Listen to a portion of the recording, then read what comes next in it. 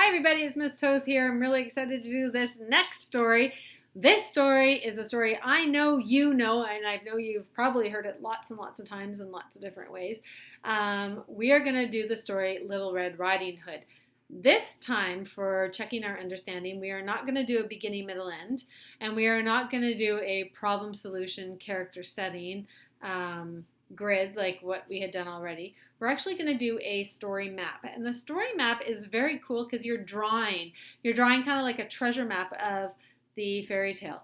If you heard my story Rumpelstiltskin, at the end of the story the illustrator actually shows the merchant going through the story. Do I have the storyline on my table somewhere? Yeah. Oh, no, I don't. Yes, I do. No, I don't. Oh, I don't. Oh, I put it away. But if you go back and you listen to Rumpelstiltskin again, at the end, when the queen sends her maid of waiting into the forest to find where Rumpelstiltskin is, the illustrator actually shows her traveling from the castle through the forest into the dark, mysterious places, into the woods, into the brambles and the thickets, until she comes across Rumpelstiltskin. That's the story map of her journey. And so in the story Little Red Riding Hood, we're going to make a story map of Little Red Riding Hood's journey as told by the writer. So you're going to need a pencil for this, or crayons or felt or whatever you want, something that you are going to be able to draw with, and you're going to need paper. It can be a tiny piece of paper, like regular size. I've got my whiteboard here. Or it could be, I don't know, whatever makes you happy, just something that's going to help you with your story. Now, even though you already know this story that I'm going to read actually comes from a huge, enormous treasury of fairy tales books that I was able to pull off the shelf in my house. Look at this. It's been loved so much it's falling apart. All right, so this is kind of a longer version of Little Red Riding Hood, but we're going to go through it anyways. And I will show you the pictures as we go too, but the book's heavy, so bear with me. Here we go. Little Red Riding Hood. Once upon a time, there was a pretty little girl called Red Riding Hood. She was called this because one day her grandmother had given her a beautiful red cloak with a red hood. She was so sweet that she looked like a red poppy, and both winter and summer she always wore her cloak.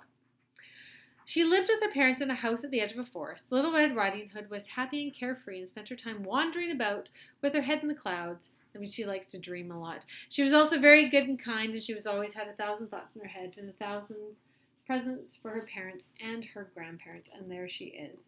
So, if I'm going to start off this story, and sorry, I only have my 2 markers today. I'm going to start Little Red Riding Hood off in her cute little house.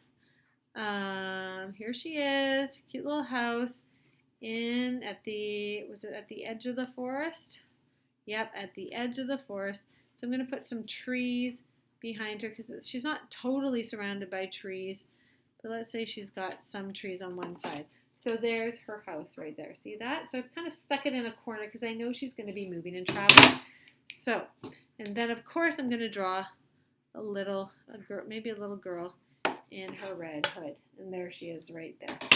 Not very hard, pretty easy. That's page 1. One day, her grandmother fell ill. Little Red Riding Hood's mother made up a basket of good things and said to her daughter, "Your grandmother is ill and can't get out of bed. Take this cake and this little pot of butter and spend the rest of the day with her." Her grandmother lived quite far off in another village. To get to her house, you had to go through the forest. The way was fraught with danger. So before she set out, Little Red Riding Hood's mother gave her some final advice. Be careful on the road, do not talk to anybody, and be sure to come home before nightfall. 3 things that she was told.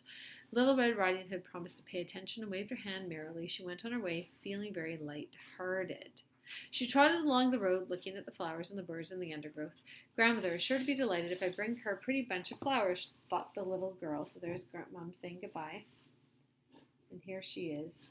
Uh-oh. What do you see over here? Uh-oh. If I bring her a pretty bunch of flowers, thought the little girl, forgetting her mother's advice.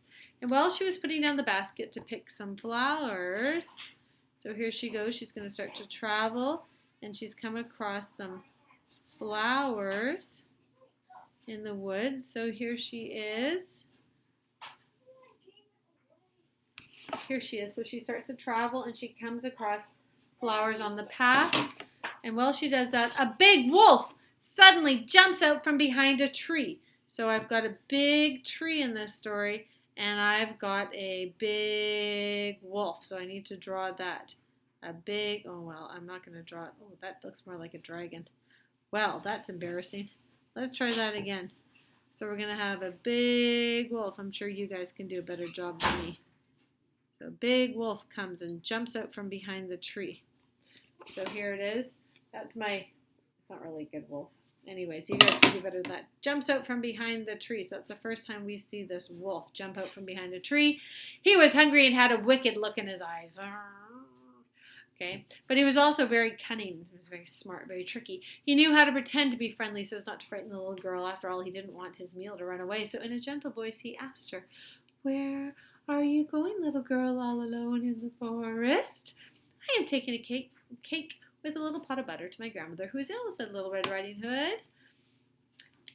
And she looked at him with her innocent eyes. He imagined the feast that he was going to enjoy and was already licking his chops. So there she is, and there he jumps out on the side of the path. And there he is, licking his chops, imagining eating her up. The wolf had had nothing to eat for 3 days, so he was longing to eat her up. In his sweetest voice, he asked her, "Does your grandmother live far away?" "Oh, yes, her house is on the other side of the forest." "You know, I'd love to meet your grandmother," said the wolf. "If you like, I'll take this road, and you can take that road, and we shall see who gets there first." "All right," replied the little girl, forgetting everything her mother had said. With no further delay, the wolf, who knew the forest very well, took the shortest road and ran as fast as he could. Meanwhile, Little Red Riding Hood wandered dreamily along her slow and winding way, and since the day was fine, she enjoyed herself picking hazelnuts, gathering bunches of flowers, and chasing butterflies. She forgot what her mother told her. So this is where the road is going to split. So in my story, the wolf goes one way and Riding Hood goes the other. So she takes one path and he takes the other. Can you see that? Okay. I can even put in the picture of Little Red Riding Hood here, picking her flowers if I wanted to. Now this is just a sketch because there she is. She's got a little flower in her hand. It's just a very quick sketch for me because I don't want you to be wasting your time watching me with my head down drawing. Okay. The wolf did not take very long to arrive at grandmother's house. Little Red Riding Hood was very far behind. All right. So now so the wolf does go through the forest because grandmother's in a village on the other side. Do you remember we heard that? On the other side of the forest. So I'm going to draw some trees to show that there's a forest between the two houses because that's what the author said. So between the two houses, I'm just going to draw my scraggly trees. And then I'm going to draw maybe grandmother's house. Grandmother's house might look a little bit different than the other house. So here is grandma's house right there. Now, also, before I forget, Little Red Riding Hood has taken a very long path. Do you remember some of the things that Little Red Riding Hood was doing on her journey? She was looking at butterflies. So I'm going to draw some butterflies. She was picking nuts, hazelnuts, but I'll just draw some little nuts here so we can remember. Draw some nuts. She was nuts and different butterflies. And I think the other one was birds, wasn't it? Oh, more flowers. Sorry, more flowers. More flowers. So on her journeys, well, this does not look like a nut at all. Well, I'll tell you it's a nut and then you can tell me if it looks like a nut, okay? So her journey goes this way. So she's going to gather nuts, chase butterflies, and pick more flowers on her journey in the longer way to get to Grandma's house. house without her even noticing. So the wolf crept up on tiptoe and knocked on the door. "Who's there?" said the grandmother. "It's your granddaughter bringing you a cake and a little pot of butter," replied the wolf, imitating Little Red Riding Hood's voice. The poor grandmother didn't notice a thing and called from her bed, "Lift the latch." Uh-oh. Well, we all know what's going to happen next, right? The wolf lifted the latch and the door was open at once. With his claws outstretched, he opened his great mouth, showing his pointed teeth. He flung himself on grandmother and gobbled her right up. Now, the picture is kind of scary. So if you don't want to look in a minute, I'll tell you just to close your eyes and I'll tell you to open it up again, okay? With his belly now round as a balloon, the wolf licked his whiskers. Then he shut the door, put on grandmother's nightcap and spectacles, and lay down in the bed to wait for Little Red Riding Hood. I think this picture is a bit scary, so if you don't like scary, close your eyes right now, okay? I'll let you know when to open them.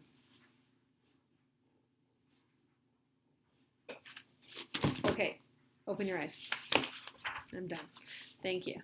Okay, so here we could actually, in grandmother's house, where we had grandma's house, we can actually open up the house and we could do like an inlay box if you want to, but you don't have to. Oopsies, sorry. But you don't have to. If you want to, this is where we can actually start putting the details of what it looks like inside grandma's house. So we could do the bed if we want to, and we could have somebody sleeping there if we want to, okay? And I'm going to put a big belly underneath the cushions, underneath the bed, so it looks like maybe it's grandma that's there. But I'm going to do the wolf's unhappy face. So this is what I'm drawing. Oopsies, I don't know if you can see. There's what I'm drawing. This is my wolf with its big belly in grandma's bed. So this is inside grandma's house. And that's just how I've done it. You don't have to do it this way at all. Not at all. This is just how I'm doing it, just so I can remember what happens in the story inside that bed. The little girl soon arrived. So remember, she took the very long path and she finally gets to her grandmother's house. So here comes Little Red Riding Hood. She's still going on the path. She's collecting all of her flowers, and then she eventually gets to her grandmother's house. So there she is, and now she's there. And if you want to in your drawings, of course she's been picking flowers the whole way.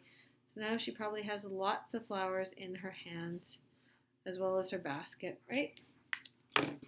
And then, so there she is, lots of flowers in her hand in the basket. I know, it's not my best drawing. The little girl soon arrived singing, and she knocked on the door. Knock, knock, knock. Who's there?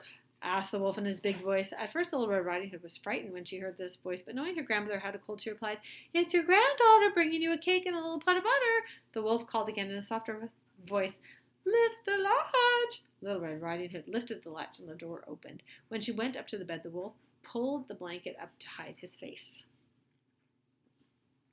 "Come here, my little one," said the wolf. The Little Red Riding Hood went up to the wolf and exclaimed, "Oh, grandmother, what big arms you've got!" "All the better to hug you with, my child." The wolf smiled. "Oh, grandmother, what big eyes you've got!" exclaimed the little girl again. "All the better to see you with," exclaimed the little girl. Said the wolf.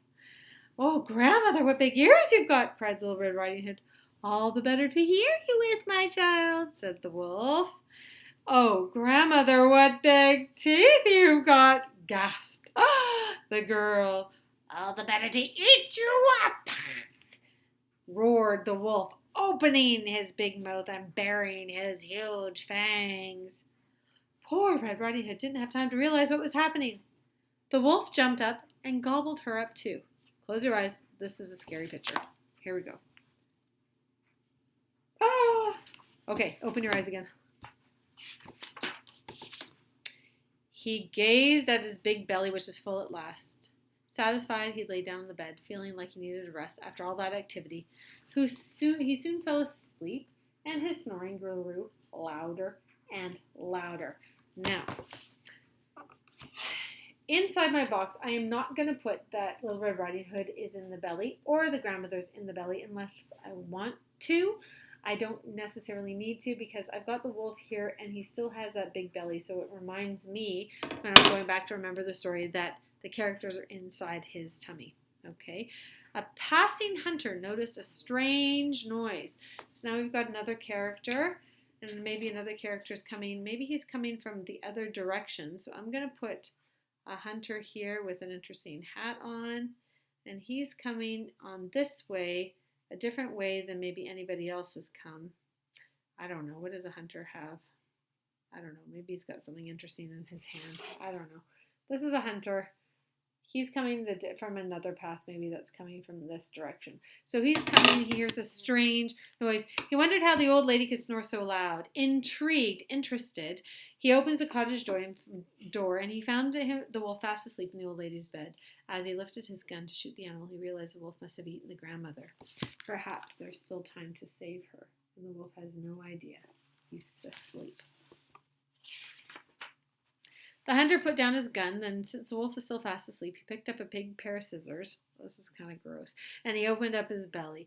Then he saw Little Red Riding Hood, who popped out exclaiming, "Oh, how frightened I was! Oh, it was so dark in the wolf's belly."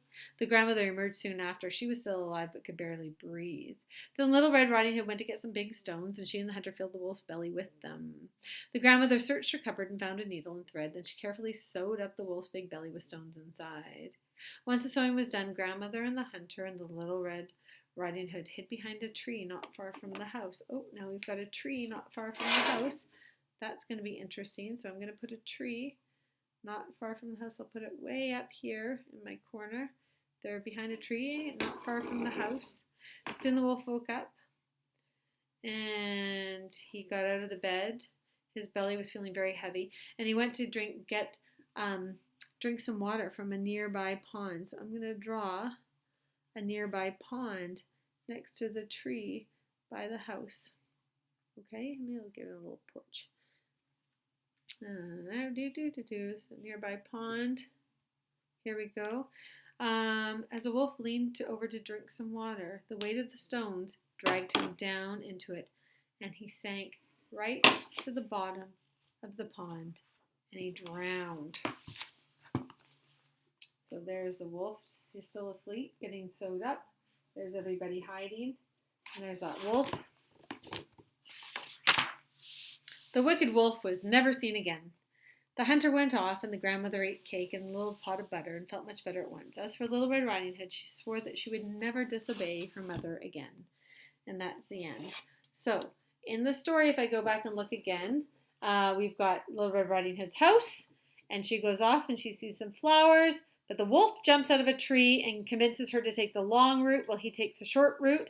She takes the long route. She's still picking flowers. She's picking nuts. She's picking more flowers. She's chasing butterflies, and she's taking her time to get through the woods to her grandmother's house. In the meantime, the wolf runs as fast as he can, gets to the house, eats the grandmother. Little Red Riding Hood shows up, gets eaten by the wolf as well. Then there's snoring that happens. The hunter comes along, discovers the wolf in the bed, rescues the grandmother and Little Red Riding Hood. They all hide behind